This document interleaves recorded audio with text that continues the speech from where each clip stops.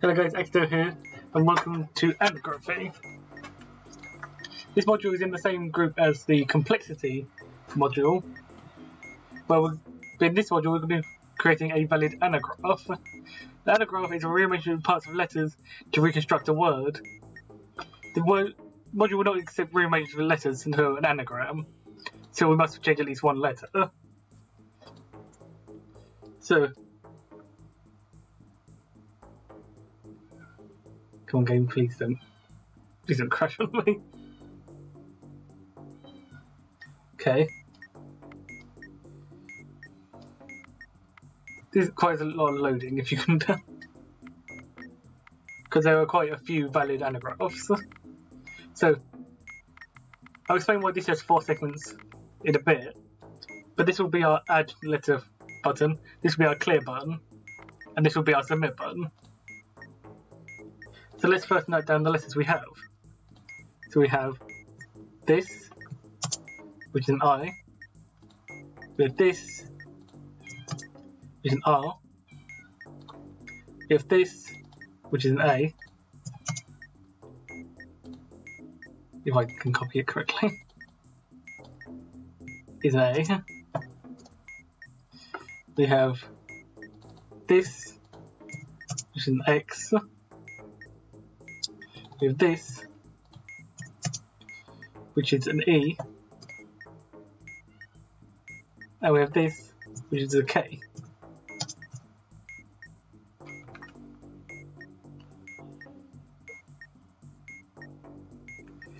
So,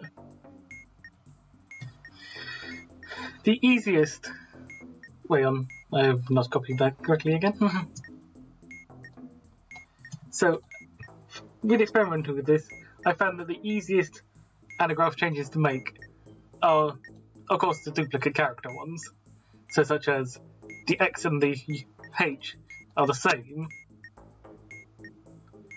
So we can just swap one of those letters out, and then we're good, and we can just rearrange letters how we please.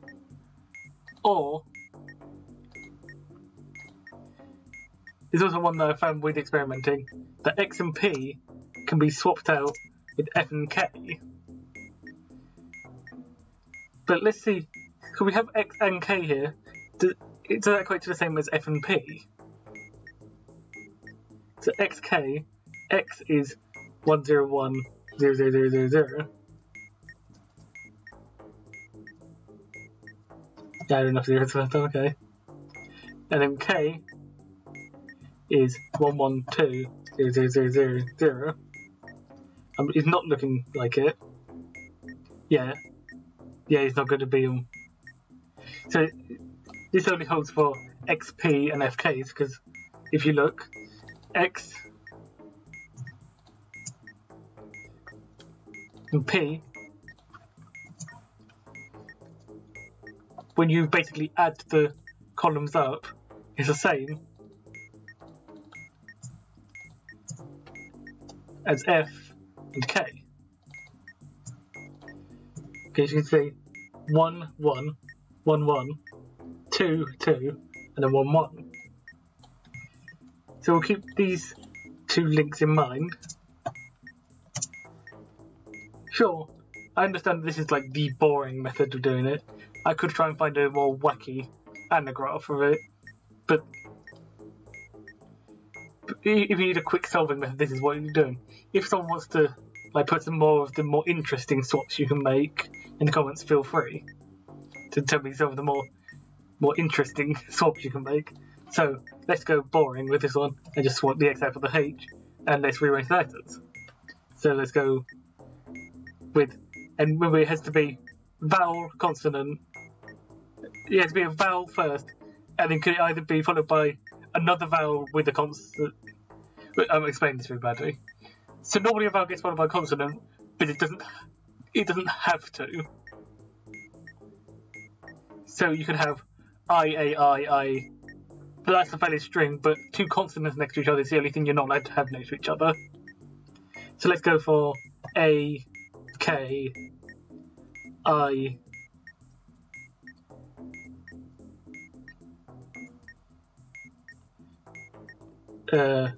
IH, ER. So we're now going to find the characters that correspond to these in this grid and navigate to them, going in diagonal directions corresponding to these 4 directions. So let's go up to the A from the middle of the grid here. Let's go up to here and put that character in. Then we're going to have the K, which we can go upright, the grid wraps round, and then add that. Yep, that's K. Let's go for I, which is down here, which we can get to by going like this, not like that, like that, even. Then the H, which is the character we swapped out, so this is going to be down here, we can go up and then down again, like that. And then E,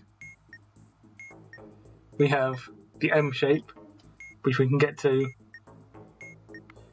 by going down right, up right, down right, up right, down right. And then finally, the R, which is this U shape here, which we can go back the other way. So we get to it. Then we can validate anagraph. Then hopefully the module should solve. Let's do another example.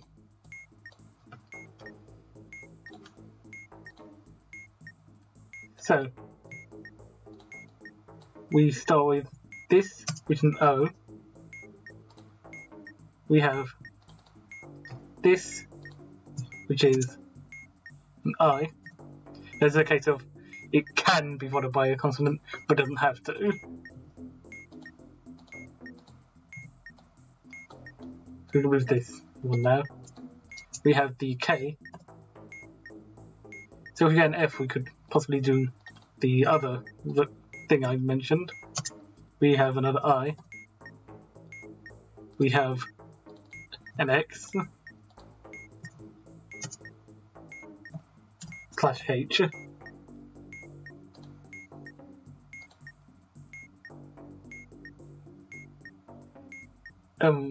We have U again.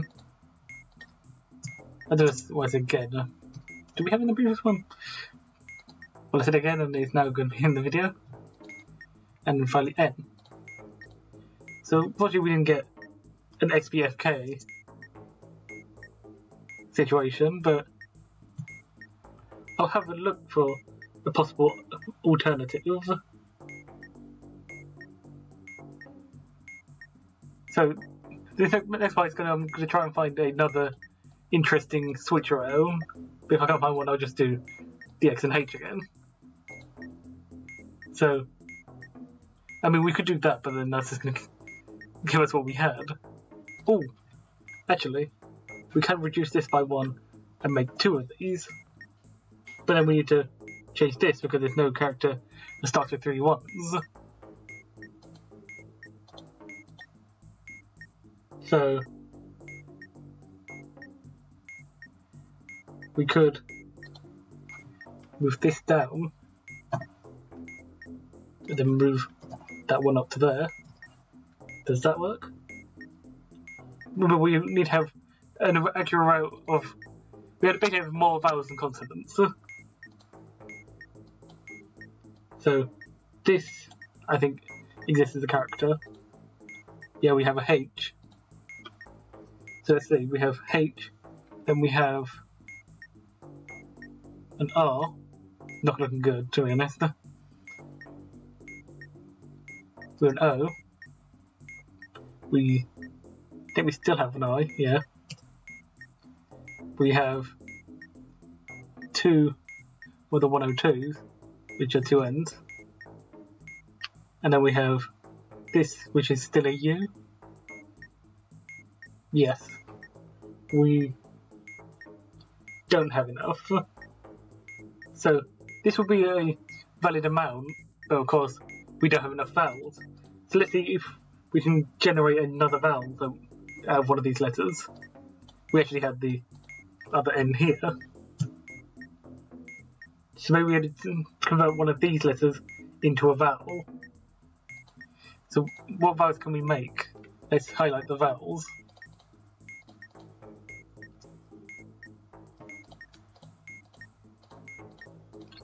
Can you get to any of these from the ones that aren't vowels? So we could move this one out of this one, create another vowel, but then of course we would have to move it to somewhere that didn't have one in the first place.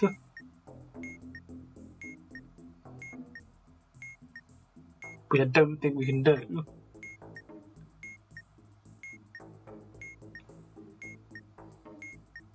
So I don't think that's going to work. We could take this out of here, but I don't think that's going to work either.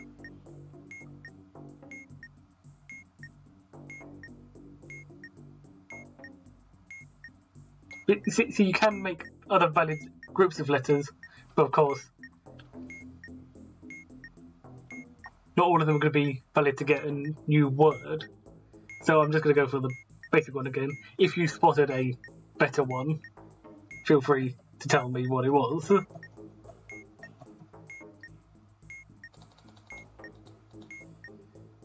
So we're now back to our original string. Let's check O-I-K.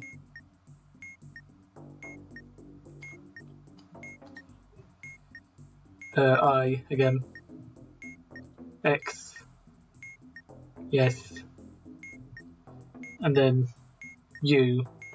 Then N. Yes. So let's just do the boring version of just changing that over H.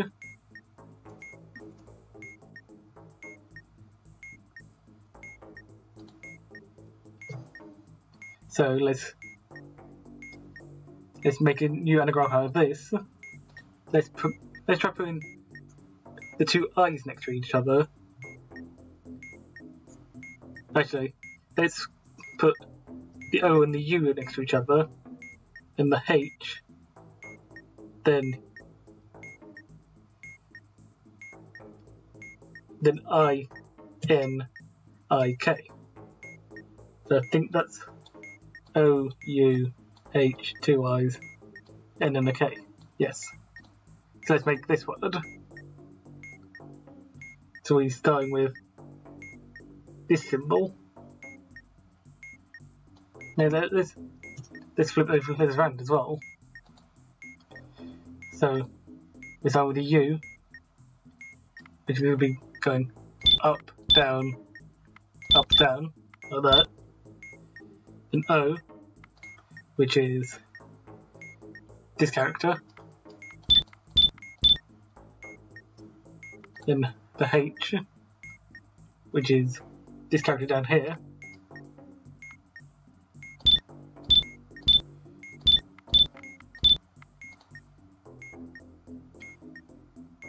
You can loop around most of the grid just by pressing one button, so you can just sort of figure your way around it. Then we've got the I, which is here. Then the N, which we can go like this. Then back to the I. And the K, which is going to be,